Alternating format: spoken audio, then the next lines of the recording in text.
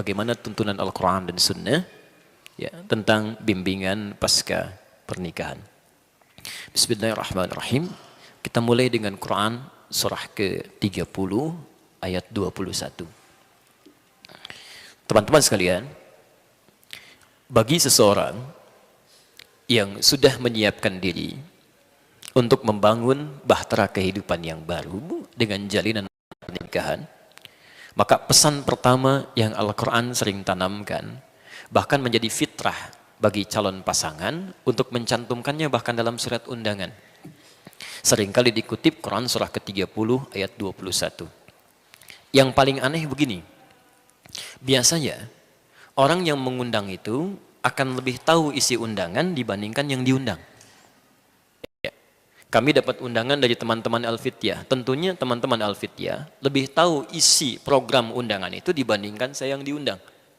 Ada keanehan nih. Ada orang-orang mengundang dalam proses pernikahan, menuliskan ayat Quran, mencantumkan di surat undangan, yang ngundang nggak pernah baca ayat yang dicantumkan. Sehingga ini yang menjadikan miss pertama kali ketika akad diucapkan, roh ayatnya tidak sampai pada dirinya. Seharusnya sebelum akad itu dilakukan, kalimat ini mesti tertanam dalam jiwanya dulu. Supaya visi rumah tangganya ketika akad mulai dilakukan sudah tertanam jiwa Quran di dalamnya. Maka perhatikan bagaimana Allah mengingatkan seorang pasutri itu, pasangan suami istri ya, yang telah menjalani akad, bagaimana bakal Quran mesti dibawa. Wa min ayatihi. Satu. Saya ulang. Wa min ayatihi. Bisa dibantu teman-teman? Ada yang bawa mushaf tidak? Ada yang bawa mushaf? Baik, izin coba dibaca terjemahannya. Ya? Ayat 21. Wa min ayatihi. Diterjemahkan apa di situ? Dan di antara tanda-tanda kebesarannya. Baik, fokus sekarang ya. Dalam bahasa Arab, tanda itu setidaknya memiliki dua istilah. Paling minimal. Satu, namanya alam. Sering diberikan kata sifat dengan ta' marbutah, alamah. Diserap ke dalam bahasa Indonesia menjadi alamat. Kalau sudah dimaksudkan dengan kata alamat, itu artinya tanda yang mendekatkan kita pada tujuan. Di mana alamat gedung sate, dengan mengetahui alamatnya, semakin dekat Anda ke tujuan. Jelas di sini? Baik. Sekarang, kalimat kedua disebut dengan ayat. Jamaknya ayat. Saya ulang. Kalimat kedua disebut dengan ayah. Ya. Hamzah, wasal, ya, kemudian tak marbutah. Jamaknya disebut dengan ayat. Anda baca di kamus manapun, kalau benar ya, tataran bahasanya, ayat itu tidak pernah disebutkan dalam bahasa Arab kecuali tanda yang mendekatkan seorang hamba dengan Allah Subhanahu wa taala. Saya ulang, tidak disebutkan kata ayat dalam bahasa Arab kecuali satu tanda yang mendekatkan makhluk kepada Khalik. Jadi kalau disebutkan ayat, berarti dengan tanda itu kita menjadi lebih dekat dengan Allah Subhanahu wa taala. Karena itu isi Quran disebut dengan ayat. Al-Baqarah berapa ayat? Ali Imran berapa ayat? An-Nisa berapa ayat? Kenapa isi Quran disebut dengan ayat? Karena setiap Anda baca Quran, keadaan Anda menjadi lebih dekat dengan Allah Subhanahu wa taala. Jadi salah kalau ada orang Islam baca Quran, kemudian dirinya tidak lebih dekat dengan Allah, ada yang keliru dalam bacaannya. Ya karena Allah sendiri sudah mengatakan di Quran surah ke-8 itu kan, dimulai dari ayat yang keduanya sampai ketiganya. Innamal mu'minuna alladzina idza dzukirallahu wajilat qulubuhum wa idza tuliyat alaihim ayati zadatuhum imana. Ya, orang beriman itu kalau disebutkan nama Allah saja ada getaran di jiwanya. Apalagi kalau dibacakan ayat-ayatnya, bertambah keimanannya. Jadi kalau ada di antara kita baca Quran, kemudian tidak menjadikan hubungan dirinya dengan Allah menjadi lebih dekat, ada yang keliru dengan cara bacanya. Nah, sekarang ayat rumah tangga, ketika telah terjalin ikatan akad itu, oleh Quran dibuka dengan kalimat ayat dan bentuknya dijamakkan. Wa min ayati. Seakan-akan melukiskan pesan bahwa, maaf, pernikahan itu tidak diperkenankan oleh Allah Subhanahu wa taala kecuali salah satunya menjadi wasilah untuk dua insan ini untuk menjadi semakin lebih dekat dengan Allah Subhanahu wa taala.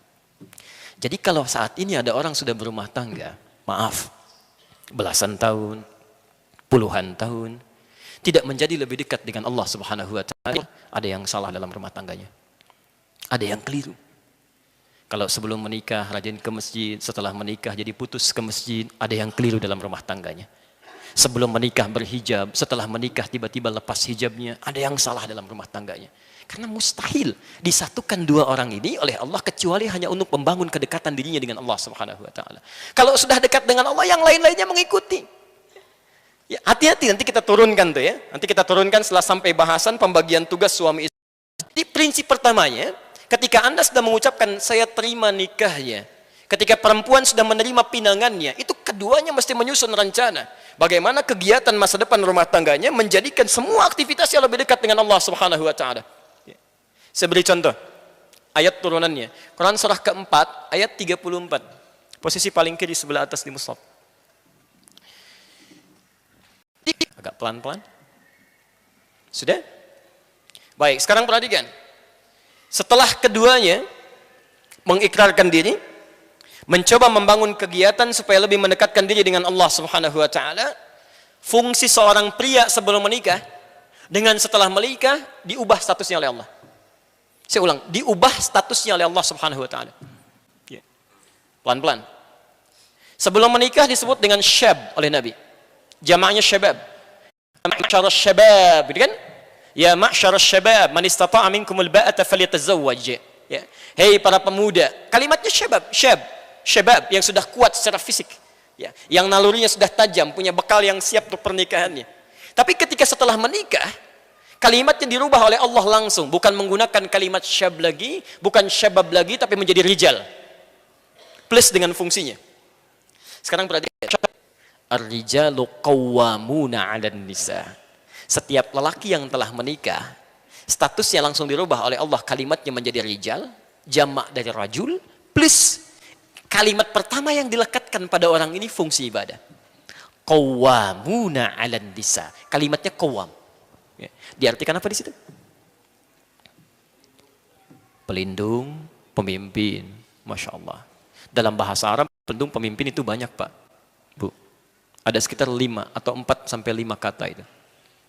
Misal, pemimpin pelindung dalam hukum tata negara itu disebut dengan rais. Ya, Rais Jumhuriyah Indonesia, Presiden Republik Indonesia, itu rais. Pemimpin pelindung dalam urusan spiritual, khusus untuk ibadah sholat saja, misal, atau urusan ibadah spiritual disebut dengan imam. Karena itu kalau kita mau sholat ada imam. Saya belum pernah dengar ada rais sholat. Selalu imam. Misal, pemimpin pelindung yang dekat, kemudian mengayomi, kadang bisa menjadi teman dialog yang meliputi, itu disebut dengan wali. Jamaknya disebut dengan aulia. Lagi rame sekarang, gitu kan? Nah, itu aulia. Ketiga. Tapi kalau Anda ingin menghadirkan pemimpin, pelindung, pengayom dalam konteks yang lebih terbatas tapi mengandung nilai-nilai ibadah di dalamnya, maka kalimatnya dirubah menjadi qaim, jamaknya qawwam. Seakan-akan ingin mengatakan setiap pria yang sudah menikah itu, lihat kalimatnya, berubah menjadi qawwam, seakan-akan Allah ingin berkata, dia punya tugas melindungi, memimpin, menyayangi istrinya dalam saat yang bersamaan, semua itu mesti menjadi ibadah di hadapan Allah Subhanahu wa taala. Qawwam. Ya. Jadi ketika Anda mengatakan siap menerima, ya, siap, ya Allah saya terima nikahnya, seketika fungsi kalimat ini berlaku bagi kita, para pria. Ya. Ibu tenang Bu ya, kita bagi yang suami-suami dulu ya, para pria dulu. Langsung berlaku kalimat qawwam di sini, dan pemimpin pertama bukan pemimpin dalam urusan rumah tangganya, pemimpin dalam urusan ibadahnya. Status antum yang tadinya biasa jadi makmum, seketika berubah jadi imam. Silahkan cek. Antum biasanya ke masjid jadi makmum misal. Sekarang, saking inginnya Allah meningkatkan statusnya dari sholat biasa menjadi tingkat lebih tinggi, Masya Allah. Tidak ada urusan lagi sekarang dan tidak ada alasan untuk meninggalkan sholat berjamaah. Anda tidak bisa bermakmum berjamaah ke masjid, pulang ke rumah biasa sendirian, sekarang dihadirkan makmum selama hidupnya. Banyak mana pahalanya sholat sendirian atau berjamaah? Bukankah dengan berumah tangga status pahalanya ditingkatkan menjadi lebih banyak di hadapan Allah Subhanahu wa taala? Status antum yang laki-laki jadi imam atau makmum? Keterlaluan kalau jadi makmum juga. Imamnya perempuan. Tidak, pasti imam. Pasti imam. Ya. Makanya lihat, orang-orang yang telah menikah, hubungan dengan Allahnya pasti menjadi lebih meningkat. Akan turun. Ya. Jadi mustahil ada seorang pria, lisannya ringan mengucapkan saya terima nikahnya, tapi begitu misalnya, maaf, setelah kalimat itu diucapkan, dia tidak siap menjadi imam dalam urusan spiritualnya. Makanya hal yang disiapkan pertama kali, bagi seorang yang ingin berakad, itu punya kesiapan membimbing urusan spiritualnya. Di antaranya paling mudah jadi imam sholat. Turunan kata qawam itu qaim. Turunannya lagi dari kata aqama, yuqimu. Semua kalimat sholat di Quran, umumnya dalam bentuk ibadah, diawali dengan kata iqamah. Kalimat salat pertama Al-Baqarah ayat 3. Alladzina yuqimun, alladzina yu'minuna bil ghaib wa yuqimunas shalah. Al-Baqarah 43, wa aqimus shalah. Al-Ankabut ayat 45, wa aqimis shalah. Selalu aqim, iqamah. Dan imam rumah tangga dimulai dengan kata qawam, turunan dari situ. Jadi seharusnya kalau sudah berumah tangga, Anda bisa menjadi imam, salatnya lebih baik lagi. Disalah kalau kemudian ada orang berumah tangga untuk urusan sholat saja dia nggak bisa pimpin. Bagaimana bisa memimpin masalah yang lebih besar lagi? Ya. Ini pernah nyata ya. Kejadian saat kami awal ke Indonesia, diundang ke Ciamis, pulang mampir ke Garut. Ada pertanyaan, Ustadz, ada kasus ini. Ini nyata, saya tidak ngarang ya. Ini nyata Ustadz, ada seorang sudah menikah, kemudian ibu mertua minta diimami dan maghrib itu. Begitu ngimami menantunya, ya plus dengan istri dan ibu mertuanya, dia bacakan rakaat pertama Qul huwallahu ahad, Al-Ikhlas. Baik. Rakaat kedua Qul huwallah juga. Baik. Maghrib selesai datang Isya, imami lagi. Ternyata Qul huwallah juga. Baik. Oleh ibunya dikatakan, "Nak, subuh nanti tolong imami lagi ya." Nggak apa-apa kalau rakaat pertama Qul huwallah, tapi yang kedua cari yang lainnya. Fikir ibunya ada waktu semalam untuk cari referensi surat yang lainnya. Begitu subuh kita mengimami, rakaat pertama Qul huwallah. Rakaat kedua setelah waladhdallin agak lama begini gitu kan. Tiba-tiba ditunggu-tunggu oleh ibu mertua, nengok ke belakang, "Ma, boleh nggak Qul huwallah lagi?" Gitu. Masya Allah. Kami ditanya, "Ustadz, apa hukumnya sholatnya?" Saya bilang, kalau hukum sholatnya jelas batal. Tapi pertanyaannya, bagaimana seorang manusia seperti ini, orang yang mengaku beriman, kan, kemudian mau menjadi seorang kepala rumah tangga, memimpin masalah sholatnya, bisa menyebutkan hal yang sama. Apa yang dia lakukan selama umur hidupnya? Ya, sampai belum sempat membaca ayat Quran yang lainnya. Baik. Jelas sampai sini ya? Ini urusan yang pertama, karena itu teman-teman, pesan Quran yang pertama, begitu kalimat rumah tangga sudah dibangun, bangun kedekatan dengan Allah Subhanahu wa taala, pertama kali khususnya urusan salat.